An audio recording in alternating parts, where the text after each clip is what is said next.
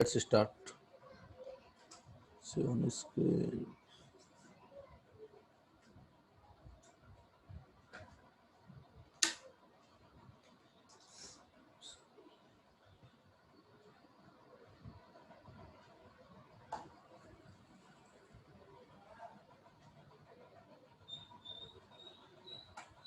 Yes. So today our topic is why the demand for Indian indigo. तो Indian Indigo की इतनी demand क्यों होती थी? And today will discuss this topic because later on after 1 or 2 days our revision will be start. Okay. So to continue this system, ये बीच में I will not allow anyone to admit. तो in India is the completely a tropical country. अब out is a tropical country. You are studying in class 6. Your zone is divided into three parts. Okay. So 0 to 23 northern, 0 to 23 southern, same is known as the Tropic of Cancer and Capricorn. So between those area located Tropic of Cancer to Capricorn, it is known as the tropical area. Tropical area.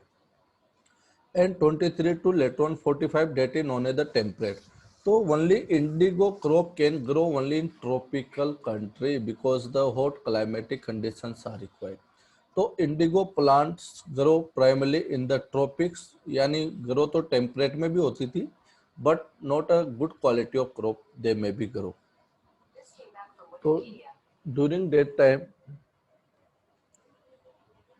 indigo, there was the huge demand inside the Europe due to the industrialization और prices were high, huge prices भी बहुत ज़्यादा होती थी.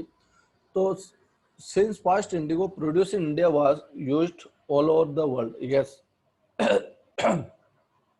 So when they grow the indigo, so it was used in all Europe, and they also grow the crop, oat crop inside the Europe, but that was not a fine quality of.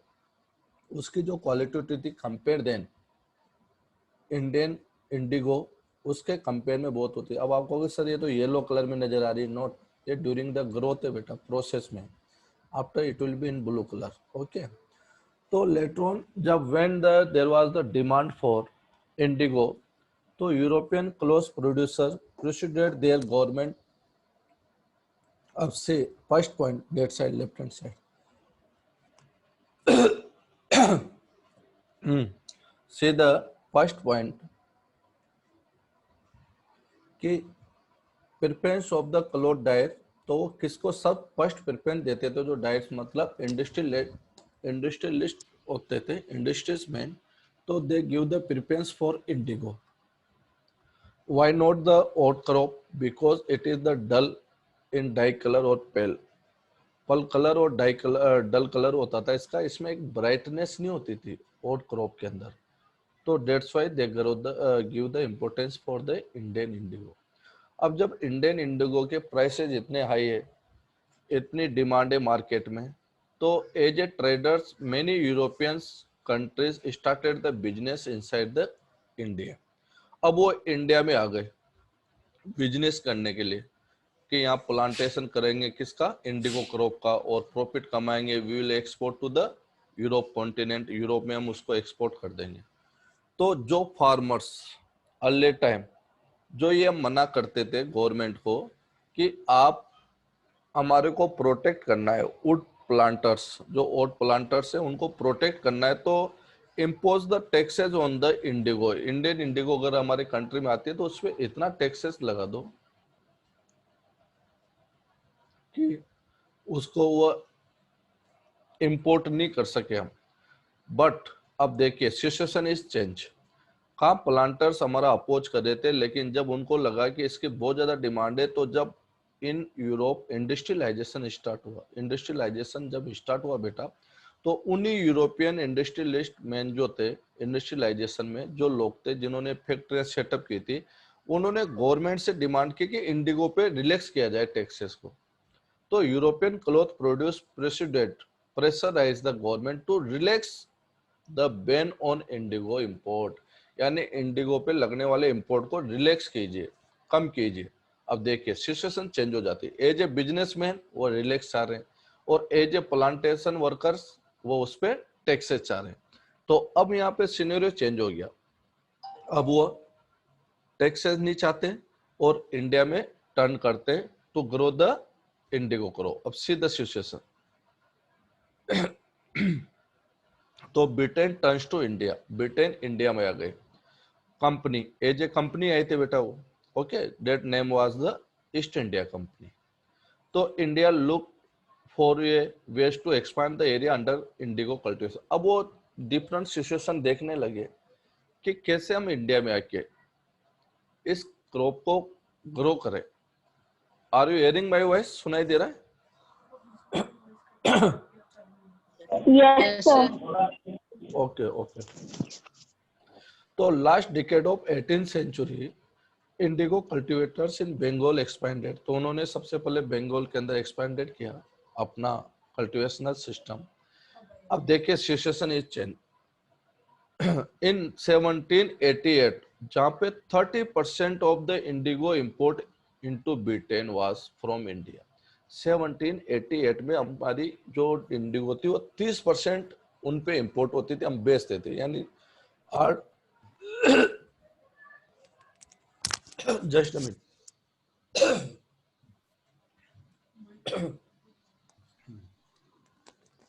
Sorry disturbance, there is the we are human beings, तो कितनी चीजों की problem life में daily आती रहती है। ये मत सोना, it is not corona, okay. तो 1788 इट वाज द 30% और later on 1810 after 22 years approximately, अगर हम इसमें कैलकुलेट करते तो 10 यस 22 ईयर्स, तो 22 ईयर्स में हमारी इंडिगो की डिमांड कितनी हो गई बेटा? कितनी हो गई आफ्टर 22 ईयर्स बाद?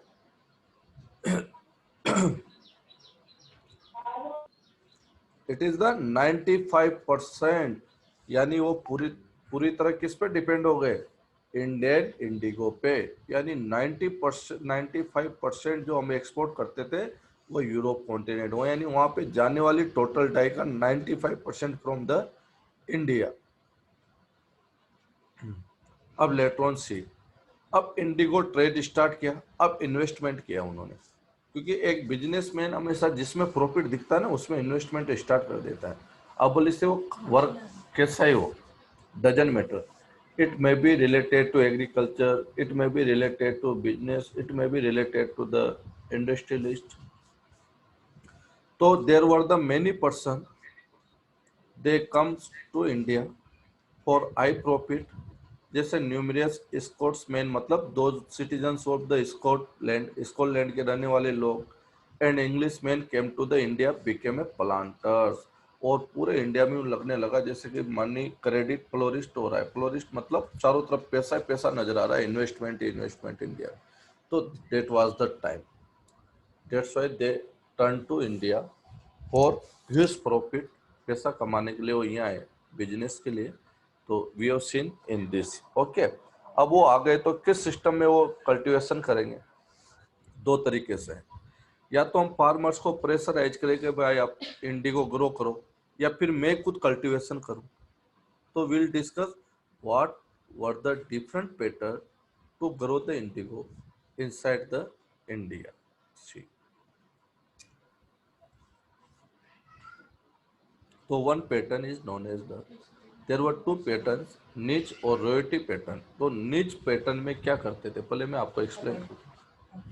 इन निच पैटर्न्स बेटा क्या होते थे, जैसे सपोज मैं प्लांटर्स हूँ, मतलब फॉरेनर, जो मैं प्लांटर्स मतलब मैं केवल एक प्लांटर का मतलब ये मानना आप जो पैसा इन्वेस्ट कर रहा है, और पिजेंट्स का मतलब जो खुद काम करके ग्रो कर रहा है। Are you getting my point ना? Yes, sir. Yes, sir. Okay. Yes, sir. Planters में हुआ कि सपोज मैं फॉरेनर्स हूँ और मैं पैसा इन्वेस्ट करूंगा ओनली, और मे बी द पिजेंट्स मतलब आई विल, मैं इंडियन फार्मर हूँ और I will grow the crop. तो निच cultivation was the system, in this the planter produce the Indigo in the land directly control, यानी जो लैंड होती थी उसके डायरेक्ट कंट्रोल में होती थी। अब आप कहोगे सर वो फॉरेनर थे, तो फिर उनके लैंड डायरेक्ट कंट्रोल में कैसे आगे? क्या उनके यहाँ पे फोर फादर की लैंड थी क्या? पिताजी की लैंड थी? नहीं, ऐसा नहीं था। वो क्या करते थे, या तो लैंड को परचेज करते थे, खरीद लेते थे, और दे में भी take on the rented, rent पे ले लेते थे। जैसे हम किसी मकान को खरीद सकते हैं और किसी को रेंट पे भी ले सकते हैं। ओके, जैसे कितनी फॉरेन कंपनियां यहाँ अपना ऑफिस सेटअप करती है, तो बेटा ऑफिस को या तो रेंट पे लेती है या खरीद लेती है। तो डेट वाज द वे, इस पैटर्न से वो वर्क करते थे। तो production through directly employing the hired labour, अब वो कैसे करेंगे? लैंड तो उन्होंने परचेस कर ली, लेकिन उस पे वो जो लेबर्स होती थी ना, जो वर्क करने वाले होते थे, जो फार्मर्स होते थे, उनको वो हायर करते थे कि आप, जैसे सपोज देर आर 10 फार्मर, आप इस मेरे फील्ड पे में जो मैंने रेंट पे लिया है या परचेस किया है, आप यहाँ कल्टीवेशनल वर्क करोगे, और इस पे जो कुछ आपकी जो वेजेस है, जो भी चार्जेस है, I will give to the farmers, मैं उन फार्मर्स को दे दूंगा, और उसके बदले वो वर्क करेंगे और इंडिगो ग्रो करेंगे। तो that was the one system. ये जो सिस्टम था, इसको निच कल्टीवेशन कहा जाता था। It is clear? निच तक क्लियर हुआ हो तो विल प्रोसीड, और डाउट है तो I will explain. That system is known as the निच।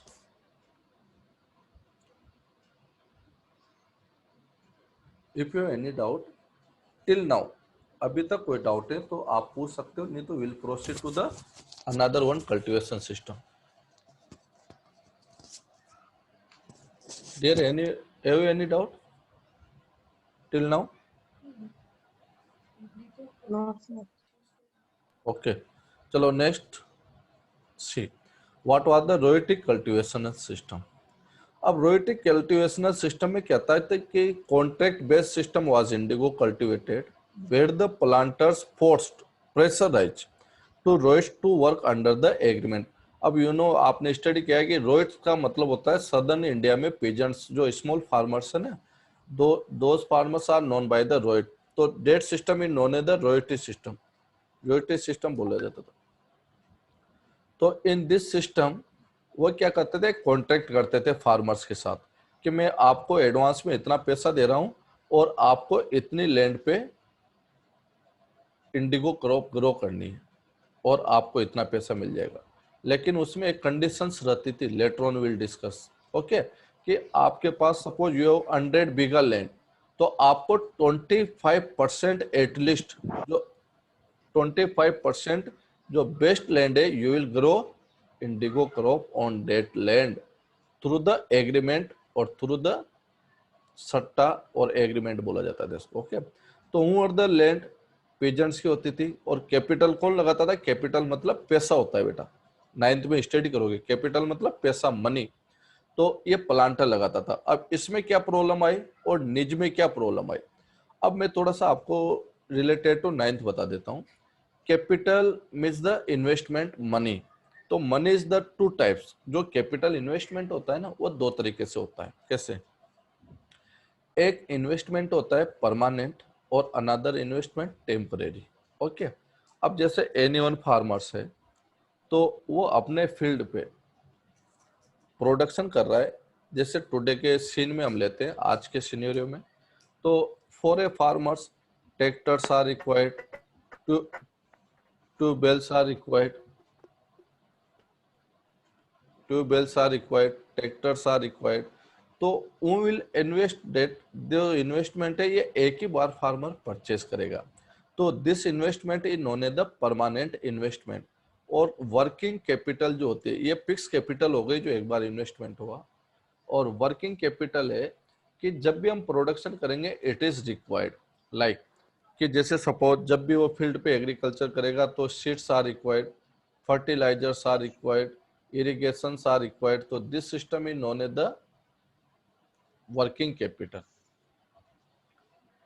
Okay, see the what were the problem with the both system, दोनों सिस्टम के साथ क्या प्रॉब्लम।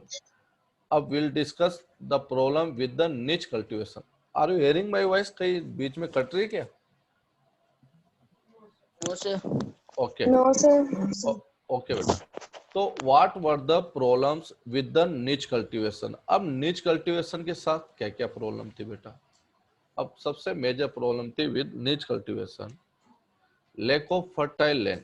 मतलब फार्मर्स के पास फर्टाइल लैंड नहीं होती थी। कैसे? क्योंकि when we grow the indigo ना, तो इंडिगो का एक नेचर होता है बेटा कि जिस लैंड पे आपने ग्रो कर दी ना, तो उसकी फर्टिलिटी डिक्रीज हो जाती थी, यानी 4 to 5 ईयर तक आप वापस हुए सेम क्वालिटी ऑफ फर्टिलिटी नहीं आती थी लैंड में। तो मेनी फार्मर्स, उनको क्या प्रॉब्लम स्टार्ट हो गई, यार हम तो क्रॉप को ग्रो कर रहे हैं और हमारी लैंड की जो फर्टिलिटी क्वालिटी है it decreases.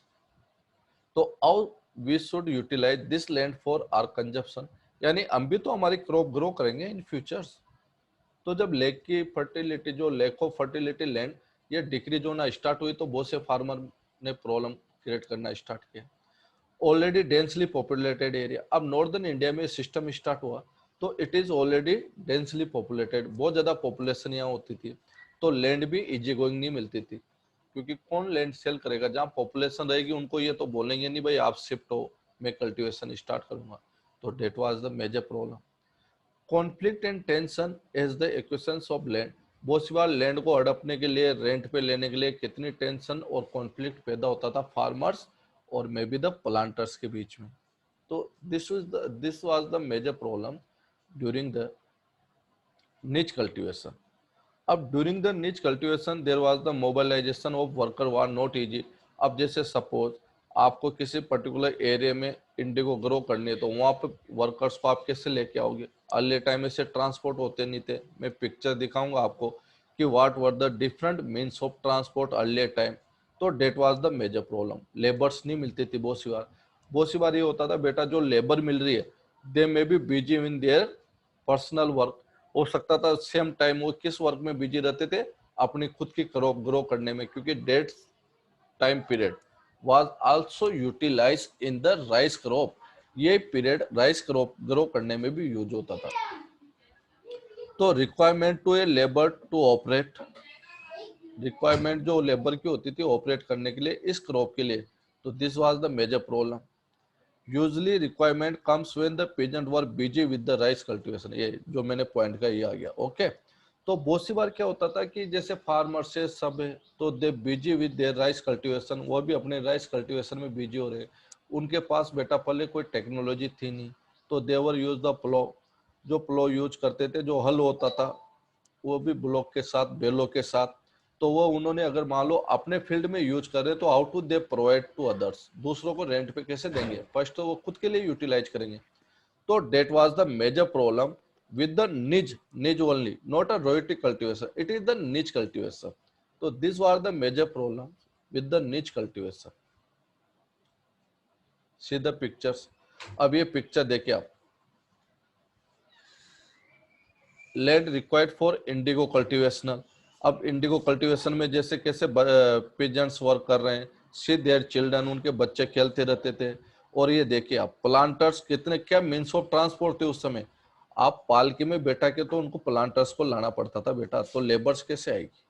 See the pictures, you can see, जहाँ पे मेरा कर्सर वर्क कर रहा है, ये प्लांटर्स है जिसको तो बेटा के उनको एक पालकी टाइप लेके आना पड़ रहा है। ये केवल देखने आए, these are the VIP person, ये देखने आए कि हमारे सर्वेंट कैसे काम कर रहे हैं।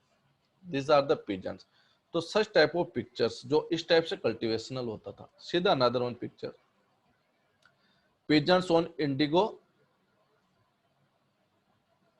Pigeons on the indigo field. Okay, तो आउ दे आर वर्किंग। अब इनको और इनसे जो कैवलरी मैन और मे बी दो प्लांटर्स होते थे, they supervise the their work, इनको चेक करते रहते थे टाइम टू टाइम। तो that was the way of exploitation, उस समय भी हमारा एक्सप्लॉयटेशन, शोषण हो रहा था। ओके, सीधा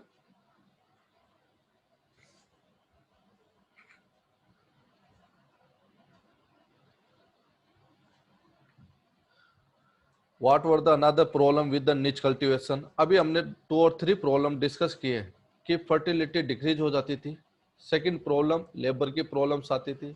same time they were busy with the rice cultivations. Okay, another one problem we have discuss many time, they may be there was the mobilisation of the workers not easy. ठीक है, तो this are the. अब दूसरी problem देखिए निच cultivation में, not a royalty, it is निच cultivation चल रहा है कंटिन्यू। तो शॉर्टेज ऑफ प्लो और एंड ब्लॉक्स, उस समय जो कल्टीवेशन के लिए जो यूज होते थे ये होते थे। अब सपोज मैं फार्मर्स हूँ, मेरे पास 5 पेयर्स ब्लॉक्स है, अब मैं 5 पेयर ब्लॉक्स में से अगर 3 को same time I am using for my rice cultivation, तो मैं दूसरे को रेंट पे 2 ही दे सकता हूँ।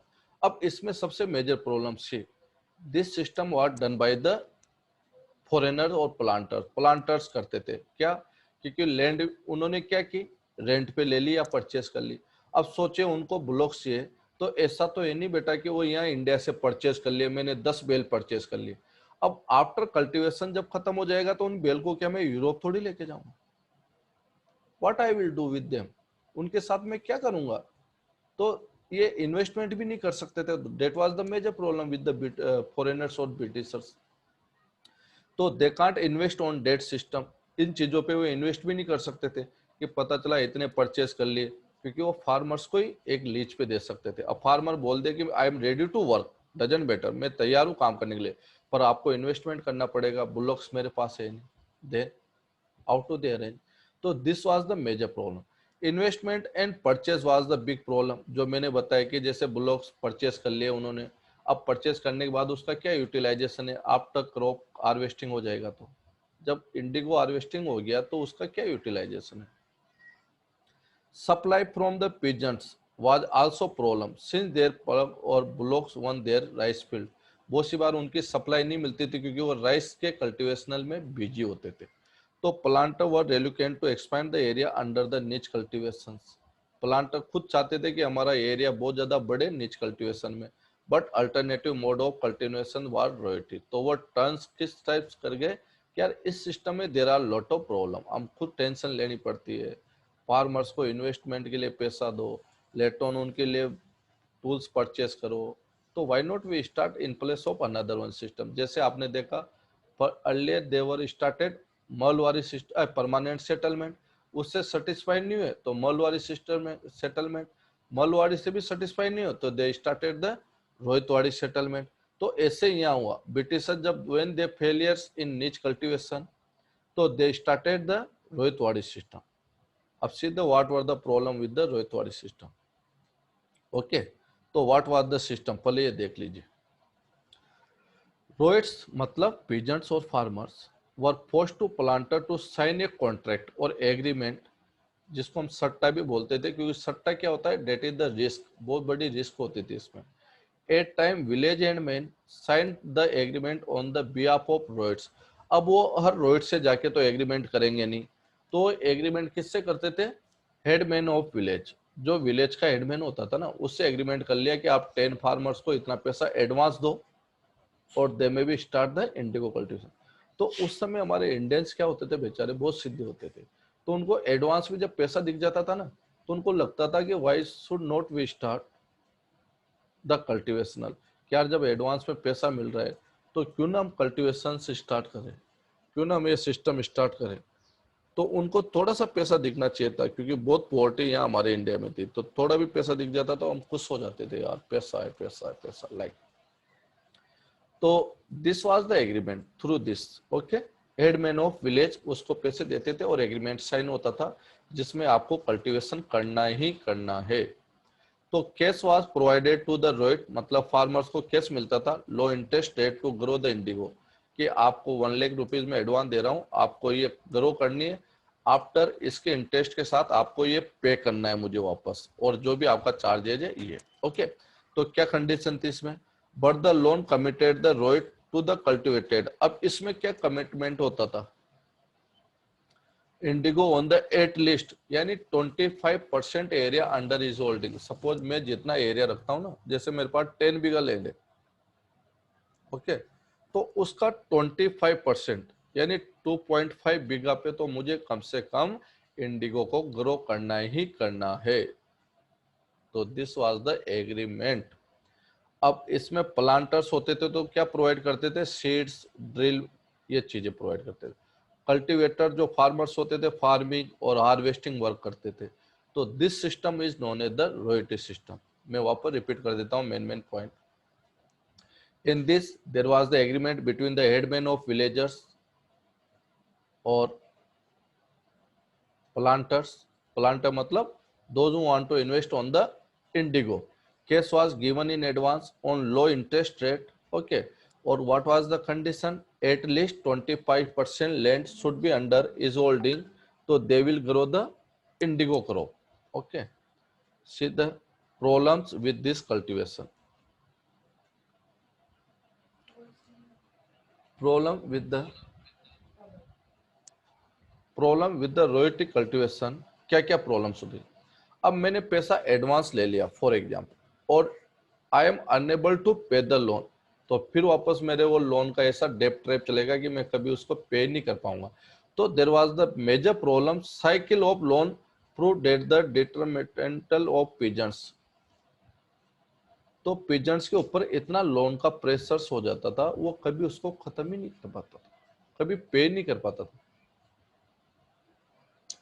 Pigeons who are initially tempted by the loan soon realize how the system was. जब उसको लोन, जब पैसा दिखता था तो इजी गोइंग ले लेता था, लेकिन जब बाद में पता चलता था व्हेन ही अनेबल टू पे, क्या ये सिस्टम बहुत बेकार है.